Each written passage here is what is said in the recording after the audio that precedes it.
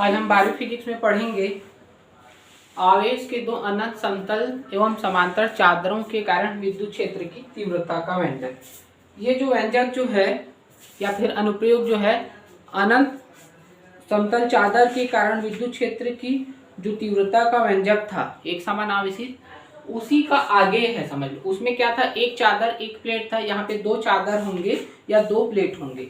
तो इसके लिए मान लेते हैं कि हमारे पास दो आवेश के दो अनंत समतल चादर ए और बी हैं जो एक दूसरे पे कुछ दूरी पर स्थित हैं एक समान विद्युत क्षेत्र में। ठीक है, मान लेते हैं कि पहला चादर का प्रति इकांक क्षेत्रफल पर पृष्ठ आवेश घनत्व जो है सिग्मा ए है और दूसरा जो चादर है उसका प्रति इकांक क्षेत्रफल पर पृष्ठ आवेश घनत्व जो है सिग्मा बी है। ठीक है, मान लेते हैं कि सिग्मा ए का मान जो है सिग्मा बी से थोड़ा ज्यादा है। तो इसके लिए क्या होगा, अब दोनों चादरों के कारण हमें विद्युत क्षेत्र की तीव्रता का व्यंजक ज्ञात करना है। तो इसके लिए तीन स्थितियां हो सकती हैं। कौन कौन सी स्थिति हो सकती है कि हो सकता है दोनों चादरों के बाईं ओर जो होगा किसी बिंदु पे हम विद्युत क्षेत्र रखें, या फिर दोनों चादरों के हम बीच में मान सकते हैं, या फिर दोनों चादरों के दाईं ओर जो है एक बिंदु है जहां पे हमें विद्युत क्षेत्र की तीव्रता को निकालना है। ठीक है, तो तीन स्थितियां हैं। सबसे पहले तीनों स्थितियों को मैंने नाम दे दिया है पी क्यू आर स्थिति। अब हम पहला स्थिति की बात करते हैं। पहला स्थिति क्या है, बिंदु P पर विद्युत क्षेत्र की जो तीव्रता है। ठीक है, बिंदु P पर विद्युत क्षेत्र की तीव्रता को हम निकालेंगे। ठीक है, तो बिंदु P पर जो विद्युत क्षेत्र जो होगा वह चादर के दोनों चादरों के कौन से साइड में है, बायां साइड में है। जैसे आप इस तरफ ऐसे खड़े रहोगे तो आपके बायां साइड में है। ठीक है, जब किसी ऐसा बिंदु जो किसी वस्तु या प्लेट के बाईं ओर हो और उसके सापेक्ष जब हम विद्युत क्षेत्र की तीव्रता निकालना रहता है तो उसे ऋणात्मक लेते हैं। उसको हम मानते हैं जैसे कि अक्ष जो होती है एक्स अक्ष वाई अक्ष जो है, ये एक्स अक्ष का क्या है धनात्मक है और ये जो है ऋणात्मक है। तो ये बायां साइड है इसलिए इसको ऋणात्मक लेंगे और दायां साइड को क्या लेंगे, धनात्मक लेंगे। ठीक है, तो यहाँ पे किधर है, बायां साइड में है और बिंदु P दोनों चादरों के लिए, तो बिंदु P पर दोनों चादरों के कारण जो विद्युत क्षेत्र कैसा होगा, ऋणात्मक होगा। और इसके लिए क्या फॉर्मूला होगा, हमने एक समान आवेशित चादर के लिए विद्युत क्षेत्र का मान कितना निकाला था, उसका मान हमने निकाला था सिग्मा अपॉन 2 एप्सिलॉन 0। अब ये माइनस में होगा पहले चादर के लिए, उसके बाद दूसरे चादर के लिए हो जाएगा minus sigma B upon 2 epsilon 0। या ई बराबर कितना हो जाएगा, माइनस को अगर हम बाहर करते हैं तो इसका फॉर्मूला क्या हो जाएगा, माइनस और 1/2 एप्सिलॉन 0, यहाँ से हो जाएगा सिग्मा ए प्लस सिग्मा बी।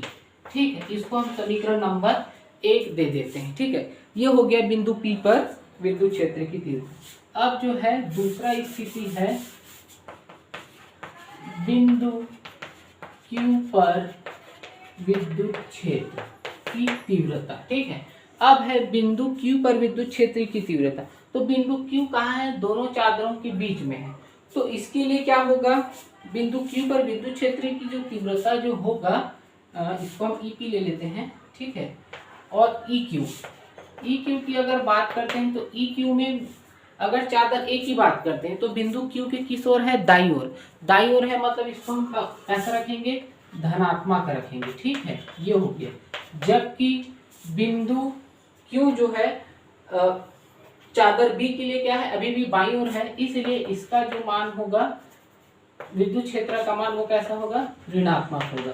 तो इसका मान कितना हो गया, sigma A minus 1 sigma B। ठीक है, ये बिंदु Q के कारण विद्युत क्षेत्र की तीव्रता का व्यंजक है। ठीक है, उसके बाद है तीसरा नंबर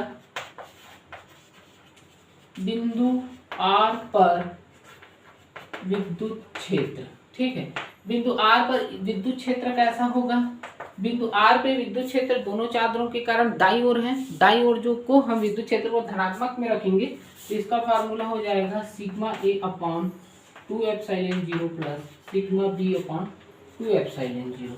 तो ER का फॉर्मूला क्या हो जाएगा, 1 upon 2 epsilon 0 sigma A plus sigma B। ये हो जाएगा समीकरण नंबर 3। ठीक है, अब देखिए अब एक विशेष स्थितियां आती हैं। तीनों बिंदु के कारण हमने विद्युत क्षेत्र की तीव्रता का व्यंजक ज्ञात कर चुके हैं। अब है स्थितियां। पहली स्थिति है, मान लेते हैं कि दोनों चादरों पर जो प्रति एकांक क्षेत्रफल पर जो पृष्ठीय आवेश घनत्व जो होंगे वो बराबर होंगे, किंतु क्या होंगे, विजातीय होंगे। ठीक है, मतलब मान लेते हैं कि इसमें जो प्लस क्यू आवेश होगा और दूसरे आवेश में माइनस क्यू, तो पहले के लिए क्या हो जाएगा सिग्मा और दूसरे के लिए माइनस सिग्मा।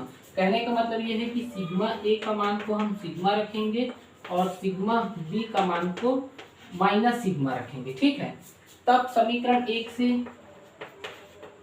एक से क्या हो जाएगा, ऊपर लिख देता हूं। यहाँ पे समीकरण 1 से हो जाएगा ई पी बराबर में -1/2πε0 सिग्मा माइनस सिग्मा। ठीक है, ए की जगह सिग्मा और इसके जगह माइनस सिग्मा, ये कट जाएगा और ई पी का मान आ जाएगा 0, क्योंकि ये 0 हो जाएगा।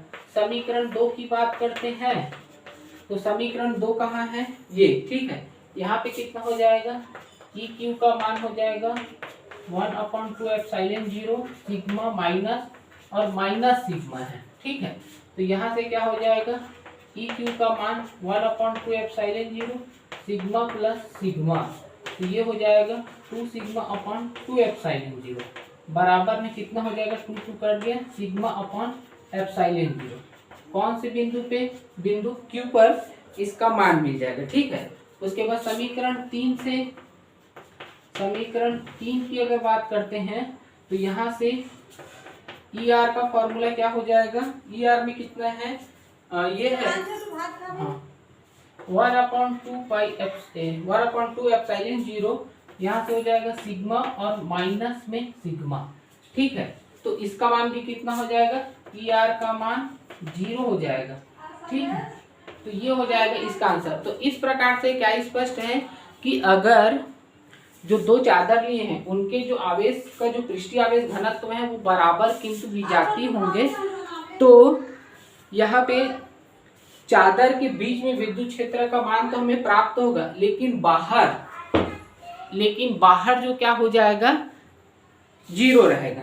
ठीक है, अब दूसरा स्थिति आता है, एक और स्थिति है, ये पहला स्थिति हो गया। ठीक है, दूसरा स्थिति है, अगर फिर से वही बात करते हैं कि दोनों चादरों की जो पृष्ठ आवेश घनत्व बराबर या समान होंगे तथा सजातीय होंगे। ठीक है, सिग्मा ए का मान भी सिग्मा और सिग्मा बी का मान भी सिग्मा रहेगा। तो समीकरण 1 से क्या हो जाएगा, समीकरण 1 से जो होगा, फिर से यहाँ पे मान रखेंगे इस वाले फॉर्मूले पे। ठीक है, तो यहाँ पे हो जाएगा ई पी का मान हो जाएगा -1/2ε0, यहाँ से हो जाएगा सिग्मा प्लस सिग्मा। ठीक है, और इसका मान आ जाएगा, यहाँ पे लिख देता हूँ,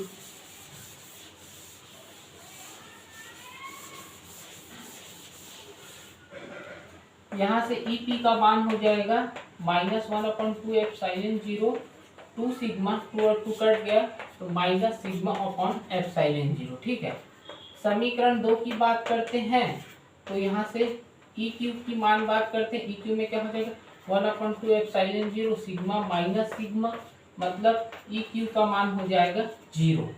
ठीक है, और समीकरण 3 की बात करते हैं, तो समीकरण 3 से क्या हो जाएगा, ई आर का मान ये है 2ε0 सिग्मा प्लस सिग्मा, तो आंसर आ जाएगा 2 सिग्मा अपॉन 2ε0। तो यहाँ से कितना हो जाएगा, 2 कट गया, सिग्मा अपॉन ε0 ई आर का मान।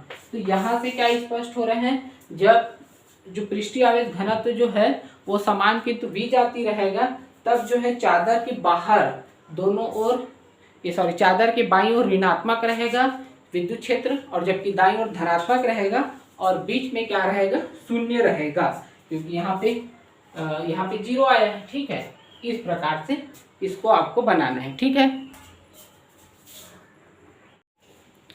अब हम अगला नंबर देखेंगे, एक समान आवेशित पतले गोली खोल अथवा कवच के कारण विद्युत क्षेत्र की तीव्रता। ठीक है, मतलब एक पतला गोली खोल या कवच रहेगा, जैसे कि हो सकता है एक बॉल है लेकिन वो धातु का बना होना चाहिए। ठीक है, तब विद्युत क्षेत्र की बात करेंगे, क्योंकि रबड़ का अगर बॉल रहेगा तो अनावेशित हो जाएगा, विद्युत का कुचालक होगा, तो वहां पे हम विद्युत क्षेत्र की तीव्रता नहीं बता सकते। ठीक है, एक गोली खोल है या फिर एक जो भी बॉल टाइप का है, बड़ा सा गेंद या फिर फुटबॉल टाइप का उस आकार का है, तो वहां पे हम विद्युत क्षेत्र की तीव्रता का व्यंजक की बात करें।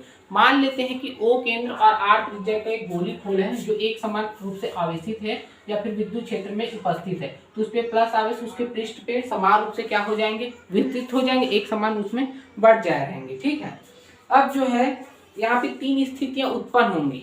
कौन कौन सी स्थितियां होंगी, जैसे कि चादर के लिए था वैसे ही मान लेते हैं कि इसका केंद्र O है।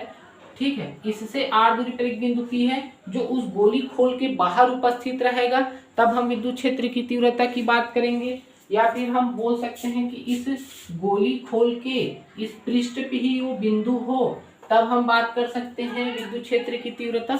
और तीसरा स्थिति ये है कि इस गोली खोल के अंदर पे यहाँ पे कोई बिंदु है, तब की स्थिति में विद्युत क्षेत्र की तीव्रता क्या होगा उसके बारे में हम गणना करेंगे। ठीक है, तो सबसे पहले क्या क्या होगा, यदि बिंदु P खोल के बाहर है। ठीक है, पहला है बिंदु P खोल के बाहर है, अर्थात स्मॉल r जो रहेगा बड़ा रहेगा कैपिटल R से। ठीक है, तब की स्थिति में हमें निकालना है।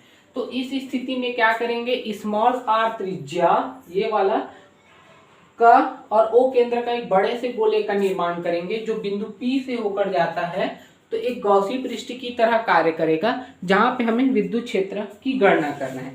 तो इस बिंदु पे जो गॉसी पृष्ठ रहेगा, तो इस पृष्ठ पे एक छोटा सा अवयव लेंगे ds, उसकी दिशा कैसे रहेगा, त्रिज्यीय दिशा में बाहर की ओर, जबकि विद्युत क्षेत्र की भी दिशा त्रिज्यीय दिशा में OP दिशा में बाहर की ओर रहेगा इस गोली गॉसी पृष्ठ के प्रत्येक बिंदु पर। अर्थात E और ds के बीच का कोण कैसा होगा, 0 होगा, क्योंकि एक दूसरे के समांतर हैं, तो यहाँ पे बना हुआ कोण क्या होगा, 0 होगा। अतः गॉसी पृष्ठ से गुजरने वाला संपूर्ण वैद्युत फ्लक्स, गॉसी पृष्ठ से गुजरने वाला संपूर्ण वैद्युत फ्लक्स की बात करते हैं, तो फाई ई का मान कितना हो जाएगा, सरफेस इंटीग्रेशन EDS। ठीक है, सरफेस इंटीग्रेशन क्या हो जाएगा, EDS के बराबर हो जाएगा, आया समझ में।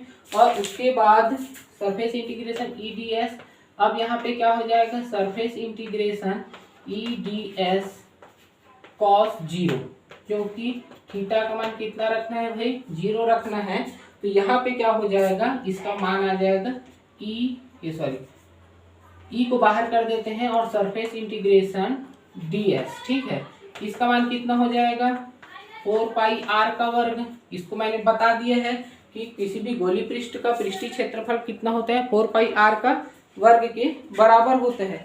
लेकिन हम जानते हैं फाई ई का मान कौन से प्रमेय से, गॉस प्रमेय से, Q/ε0 होता है। ठीक है, तो इस मान को रख लेंगे, तो Q/ε0 बराबर में हो जाएगा E इंटू 4 पाई r का वर्ग।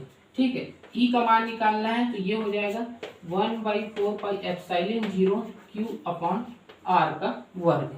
ये हो जाएगा किसके लिए, जब बिंदु P जो है गोली खोल के बाहर रहेगा, तब की स्थिति में विद्युत क्षेत्र की तीव्रता का व्यंजक। ठीक है, जब आवेशित गोली खोल के बाहर किसी बिंदु पर विद्युत क्षेत्र की तीव्रता का जो मान होगा, वह संपूर्ण आवेश को उसको केंद्र पर केंद्रित माना जा सकता है, क्योंकि उसके केंद्र के सापेक्ष बिंदु P पर हम विद्युत क्षेत्र की तीव्रता का बात किए। अब दूसरा स्थिति है बिंदु P खोल के या फिर उसके पृष्ठ पर हो या उस खोल पे हो, तब की स्थिति में। ठीक है, दूसरा स्थिति बिंदु P खोल के पृष्ठ पर हो, तो यहाँ पे क्या हो जाएगा, R का मान क्या हो जाएगा, कैपिटल R के बराबर रहेगा। तब जो ये समीकरण है उसमें क्या कर देंगे, R के जगह में 1 से स्मॉल r के जगह में कैपिटल R रख देंगे, तब विद्युत क्षेत्र की तीव्रता का मान मिल जाएगा 1/4 पाई एप्सिलॉन 0 Q/r। ठीक है, का वर्ग। ये हो जाएगा कब, जब उसके पृष्ठ पे हो। ठीक है, उसके बाद तीसरा स्थिति हो जाएगा बिंदु P खोल के अंदर हो, ठीक है, अर्थात स्मॉल r छोटा रहेगा कैपिटल R से, तब की स्थिति में विद्युत क्षेत्र की तीव्रता का व्यंजक ज्ञात करेंगे।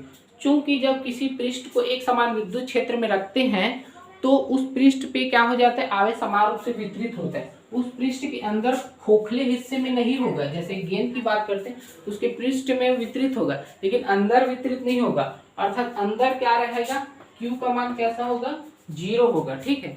अगर Q का मान 0 है तो इसी समीकरण 1 से फिर से क्या हो जाएगा, 1 से Q की जगह 0 रखेंगे तो E का फॉर्मूला हो जाएगा 1/4 पाई एप्सिलॉन 0 अपॉन R का वर्ग। E का मान कितना मिल गया, पूरा का पूरा 0, अर्थात गोली खोल के अंदर खाली भाग में विद्युत क्षेत्र का मान क्या रहेगा, 0 रहेगा, ठीक है। ऐसा समझ में, इस प्रकार से है इसका व्यंजक, ठीक है।